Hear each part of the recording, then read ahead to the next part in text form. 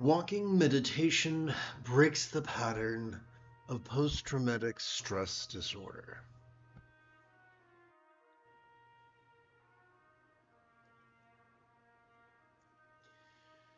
Survivors of war, domestic abuse, and child abuse are prime candidates to endure the rigors of post-traumatic stress disorder.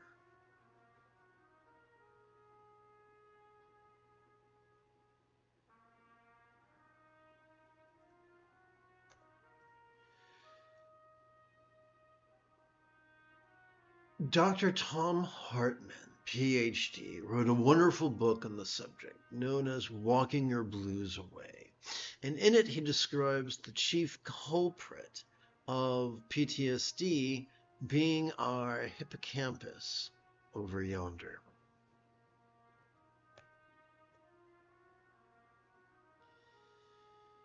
Our hippocampus functions as a doorman. Go to a club, there's a well-dressed gentleman with a clipboard standing behind a velvet rope, telling you that you can't get in unless you're pretty enough, rich enough, or your name is on the list. Here is how trauma works.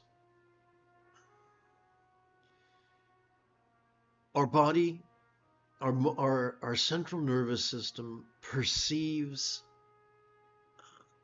circumstances.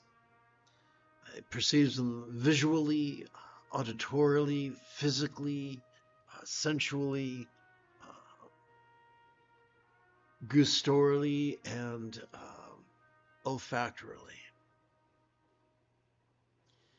When those perceptions are processed by the hippocampus into long-term memory, we experience them as a past.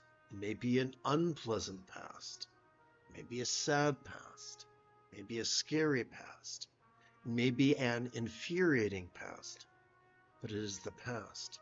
When, for whatever reason, our hippocampus fails to process a perception, then our body treats that perception as a present moment experience. When something that was traumatic is experienced over and over and over and over again, it's not a psychological dysfunction. It's a psychological symptom of a physiological process where the hippocampus is not permitting that traumatic event to be stored in long-term memory.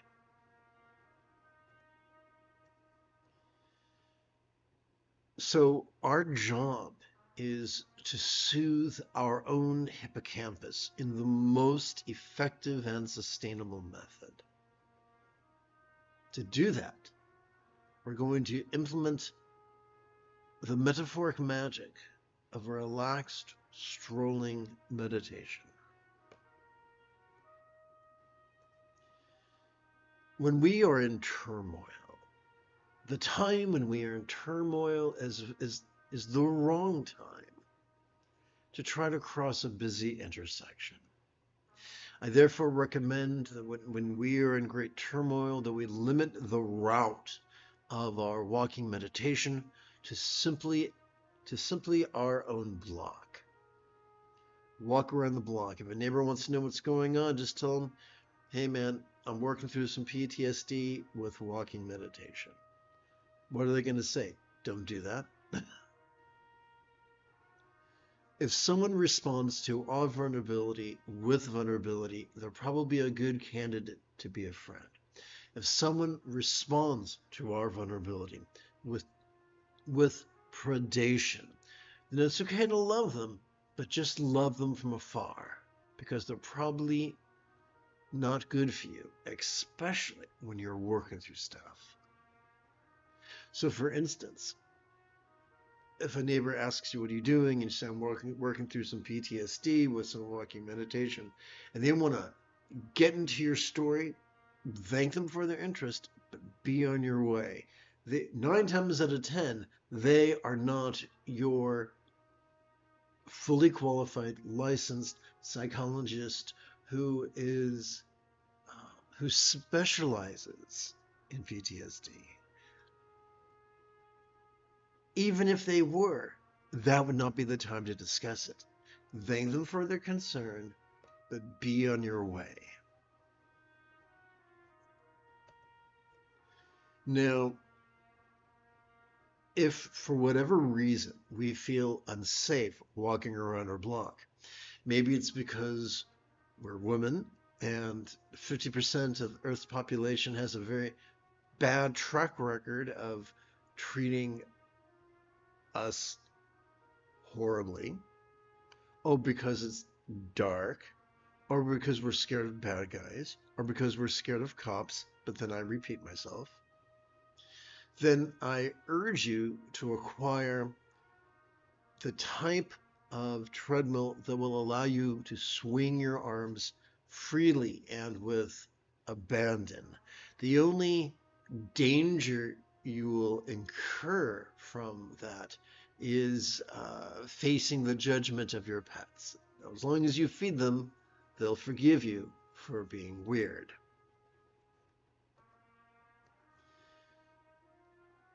Strolling or walk, I use the term stroll, the technical term is walk, but so many of us have been influenced by fitness culture to think, well, if I'm walking, I better break a sweat and do it as fast as I can. Or we have been conditioned by patriarchy to think, oh no, I've got to take slow, mincing steps and concentrate on my feet. Both are incorrect. Walk naturally. Allow your body and breath to determine your speed. We are already wired to walk. When we step forward with our left foot, our right arm swings forward, and vice versa. Doing this is deliciously asymmetrical. Consequently, it acts as a form of asymmetric stimulation on our hippocampus, kind of like a biochemical or a bioelectric massage of the part of our brain that's acting like a cranky doorman. So it's kind of like, imagine a cranky doorman dressed impeccably, but with a scowl and a clipboard, and now the woman of his dreams, who he happens to work with, saunters up behind him and starts kneading his shoulders. He's going to be a lot more relaxed and groovy. Similarly, our leisurely walking meditation is going to help us it's going to help our hippocampus to be much more groovy and at long last, process our trauma.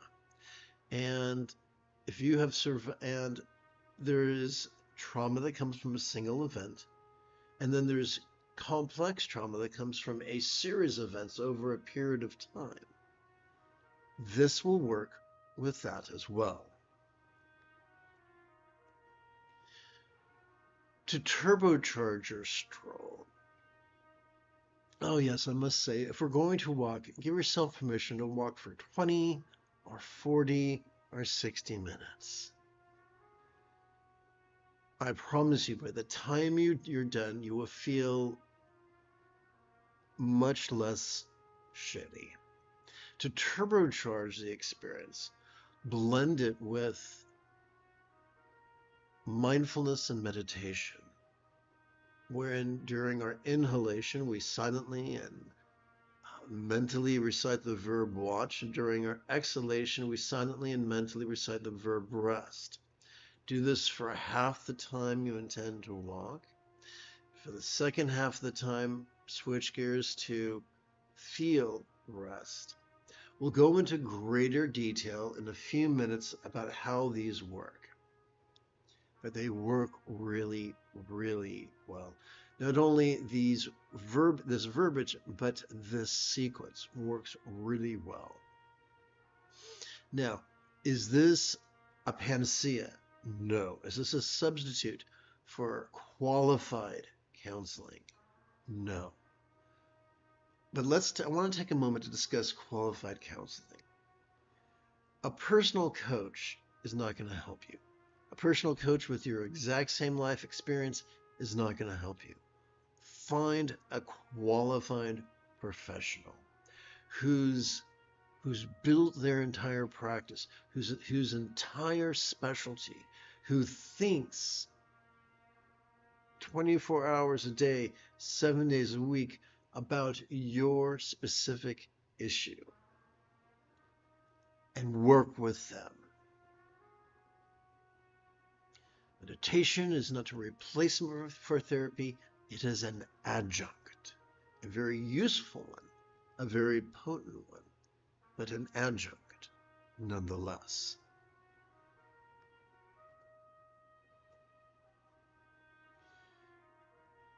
All right, this concludes our opening lesson.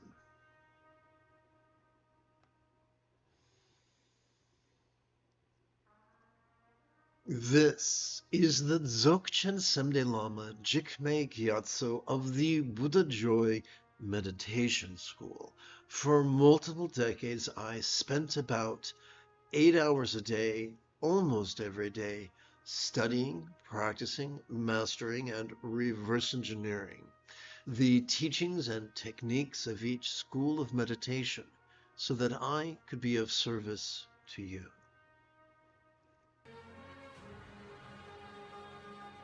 It is Yoda early Monday morning. Come, let us meditate like a Jedi.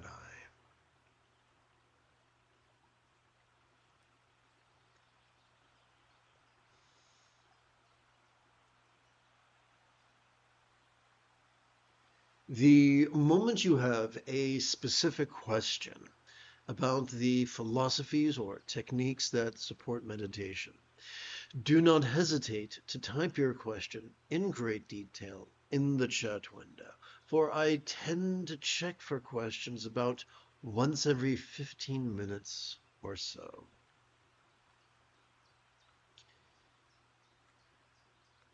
We're going to divide our meditation session into two categories or two techniques. For the first technique, it can be useful for us to gently invite our real or imagined subtle energy to coalesce at our crown.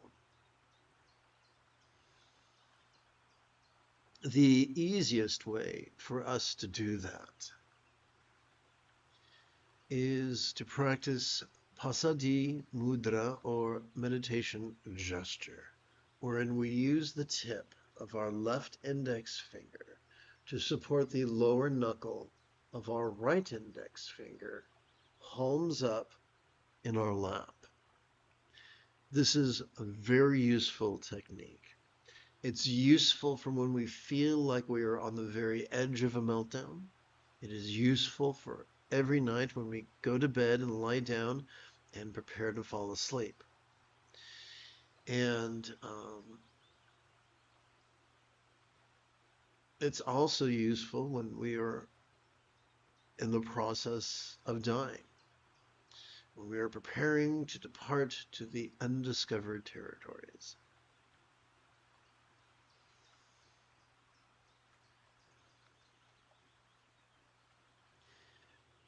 I'm rather fond of Bengali crease counting. I found it's useful to work with it in sets of 13, which is really 1 plus 12, to keep track of our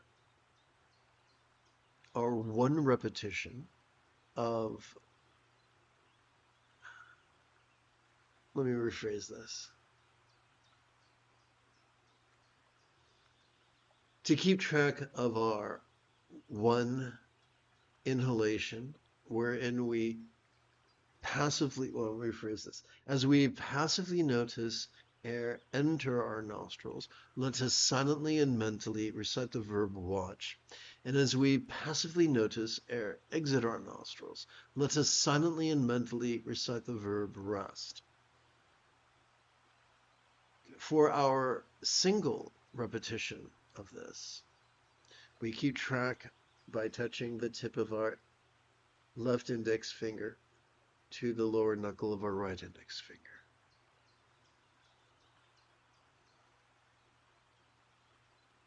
Now, I mentioned that we practice in terms of 1 plus 12.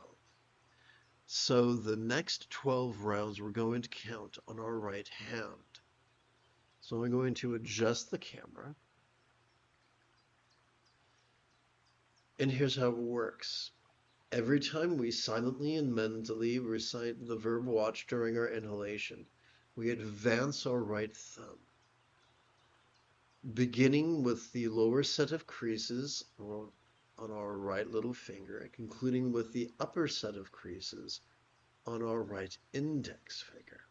Together as a team, let us practice right now.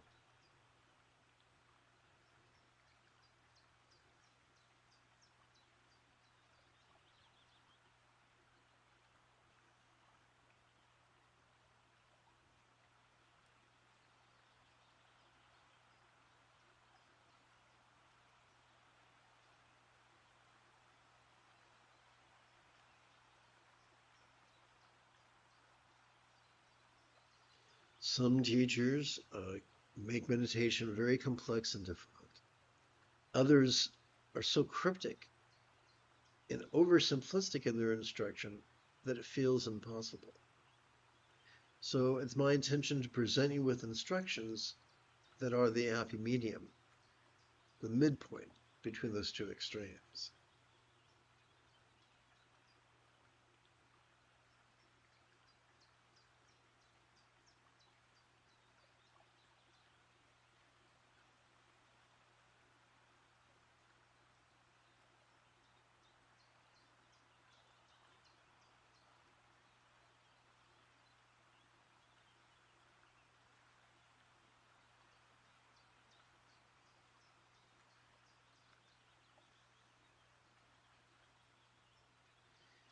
Counting this 1 plus 12, these 1 plus 12 repetitions takes just a little bit more than a minute to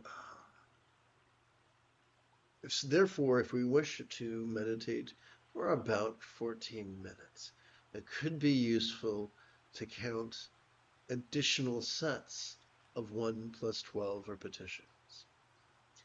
Therefore, let us shift our attention to our left thumb and touch it to the lower set of creases of our left little finger. And now keep track of our 1 repetition of watch rest.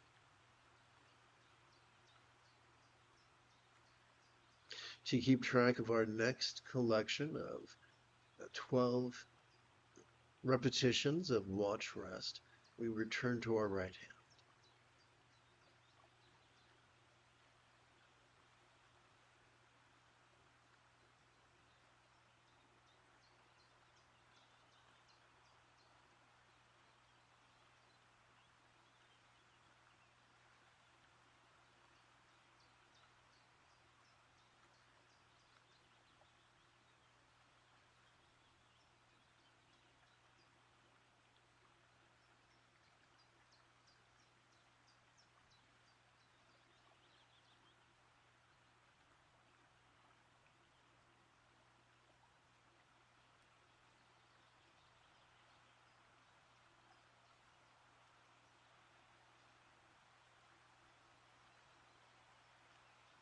Let us return our attention to our left hand.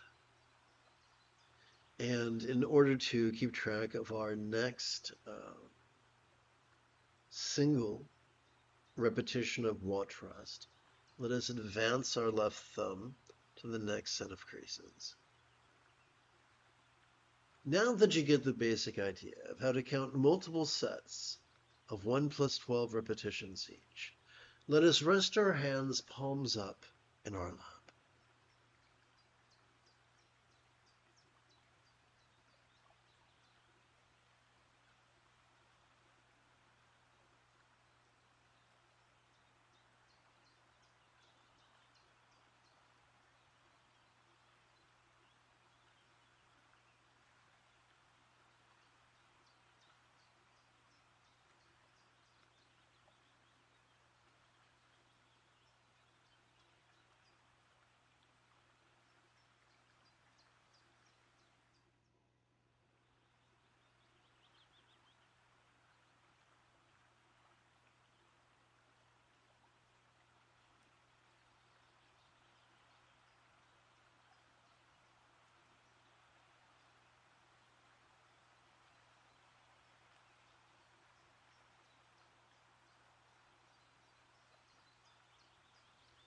Let us explore how meditation is not something spooky or supernatural, but merely an act of neurological hygiene.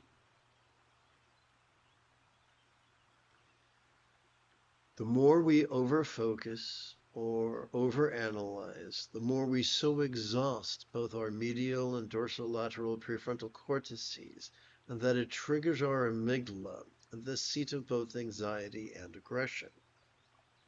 Not a fun way to spend our lives. However, if we set aside a few minutes every 12 hours or so to passively cooperate with our own autonomic nervous system, not only will we calm the anxiety and aggression of our amygdala, but will gently stimulate our anterior cingulate gyrus, which functions as the hub of our mirror neurons, the seat of empathy. Sounds pretty cool. How do we do that? We do that by practicing mindfulness and meditation. But how does meditation work? Every time we exhale, whether we know it or not, we have evolved to automatically access both the tippy top and the very bottom of our spinal cord. These two regions, working as a team, function as the core of our parasympathetic nervous system, one half of our autonomic nervous system. It has evolved. This half has evolved to help us to physically relax during our exhalation to such a degree that which we watched during our previous inhalation could fleetingly feel less stressful, less permanent, less defining, and even as non-graspable as a vast empty void. Whether we're working with the simile of not self or no self, or the simile of emptiness, it would seem that a simile is only as effective as it is relatable. Therefore, we must ask the question, what? What is a real-world example of a non-graspable, vast empty void? How about the illusion of the infinite azure sky on a bright and beautiful cloudless morn, which although could look tantalizing to the eye, could feel non-graspable to the hand?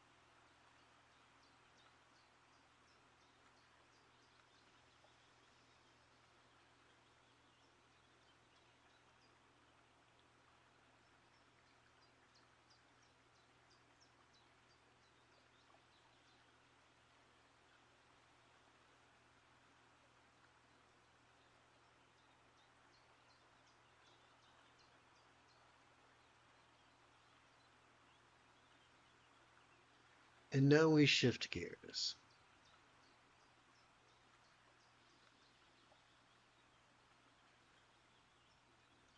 From watching and resting to feeling and resting. To facilitate that, we're going to gently invite our real or imagined subtle energies to coalesce in our chest. We do this not because of magic, but because it simply supports our body in the rigorous activity of active sitting. To facilitate this coalescence, I recommend using the Sati Mudra or mindfulness gesture, which is as simple as using, we adjust the camera, which is as simple as using the tip of our left middle finger to support the lower knuckle of our right middle finger, palms up in our lap. This gesture, assuming this gesture, helps us keep track of a single repetition of feeling and resting. Allow me to elaborate. As we passively notice our chest swelling with breath, we can silently and mentally recite the verb feel. As we passively notice our chest subtly sinking as gently we exhale, we can silently and mentally recite the verb rest.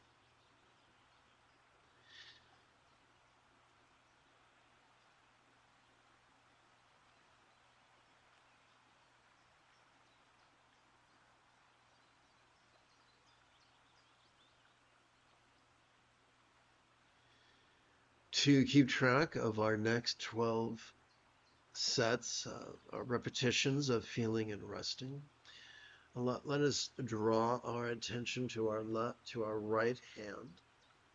Every time we silently and mentally recite the verb feel, let us advance our right thumb across our fingers, beginning with the lower set of creases of our right little finger, concluding with the higher set of creases of our right index finger. Together, let us practice right now.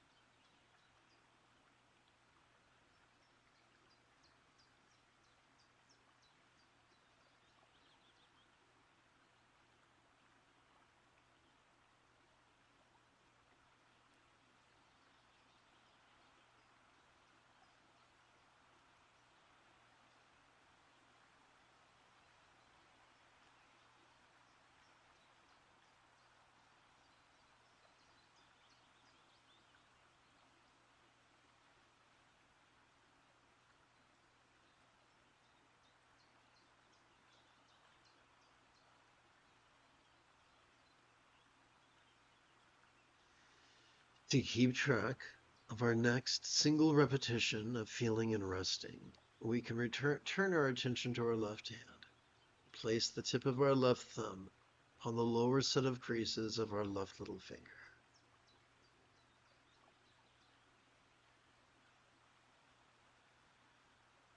To keep track of our next set of 12 rounds of feeling and resting, we return our attention to our right hand.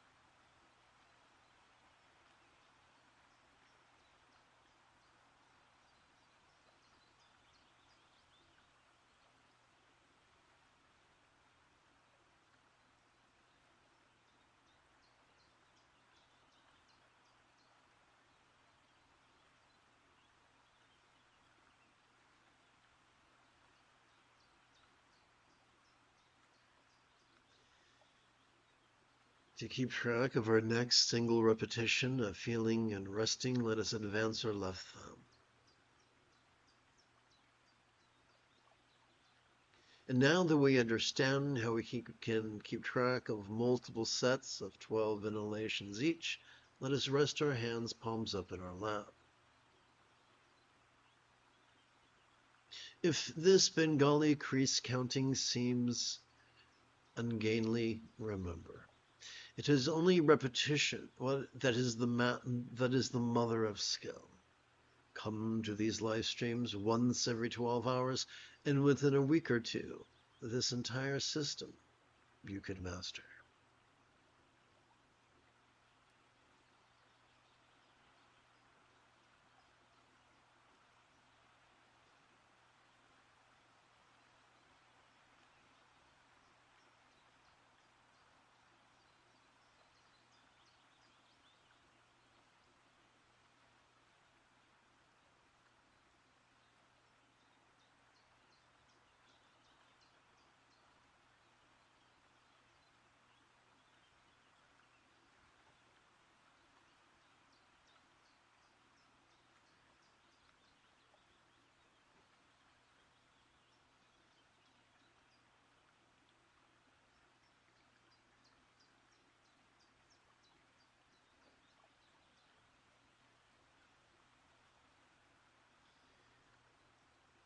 I already explained to you that by passively cooperating with our autonomic nervous system, not only could we let me rephrase it. I already explained to you that by cooperating with our autonomic nervous system, not only is the anxiety and aggression of our amygdala calmed, but the empathy of our anterior cingulate gyrus is gently stimulated.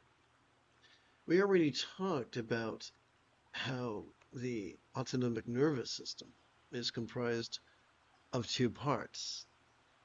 Let's turn our attention to the sympathetic nervous system through the mechanism of mindfulness.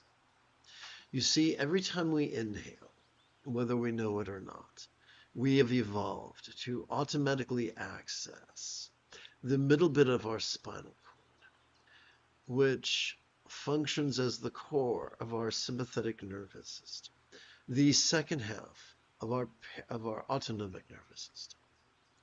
It has evolved to help us to vulnerably, passively, viscerally, randomly, and fleetingly notice all mind's antics of perception, emotion, intention, cognition, recollection, and imagination. All of them. From the external to the internal, from the physical to the mental, from the pleasurable to the painful, from the interesting to the boring, from the convenient to the arduous, from the glorious to the grotesque. Contrary to the ravings of those who are rigid and controlling, there are no thoughts that harm us. As we relax into our exhalation, whatever pleasure or pain we noticed during our previous inhalation could feel as if it was melting into the simplicity of just sensation. As we relax into our exhalation, whatever happiness or joy, anxiety or peace we felt during our previous inhalation could feel as if it was melting into the simplicity of just emotion. What makes us good or bad is not what we feel, but what we do with what we feel.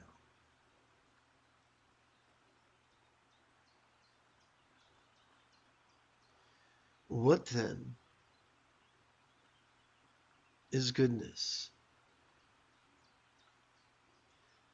The more we sit and breathe and feel and rest, the more we can't help but automatically stimulate our anterior cingulate gyrus, which causes us to involuntarily practice kind intention, kind communication, kind conduct, and kind commerce.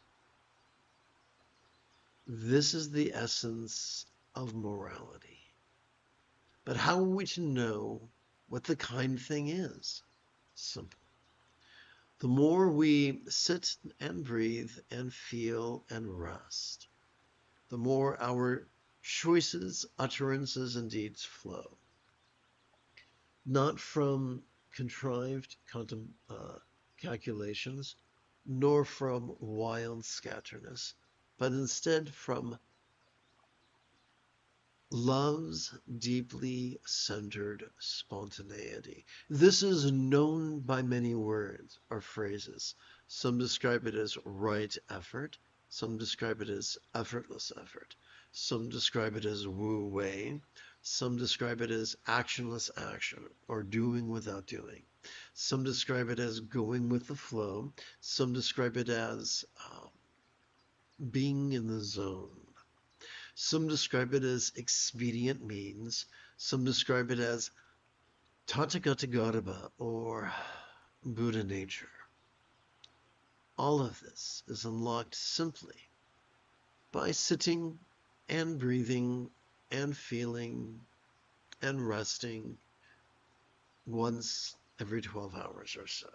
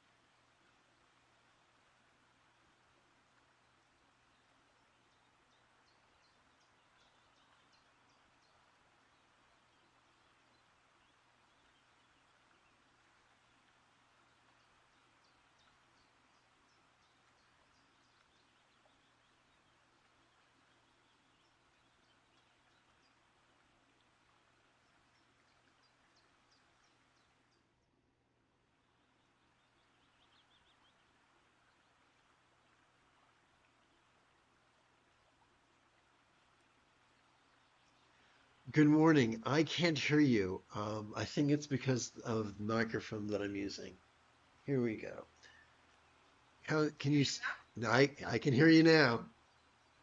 How are you? You okay? I am doing great. I'm leading a group meditation. Would you like to meditate with us? I don't do meditation, but I don't know if the chat wants to. We can just watch you. It's fine. We can do that. I want to watch you. It's fine. Okay. I'm It's simple. down for it. All I'm doing is sitting, and when I feel my body breathe in, I'm reciting the verb feel. And when I feel my body breathe out, I'm reciting the verb rest. That's it. It's idiot proof.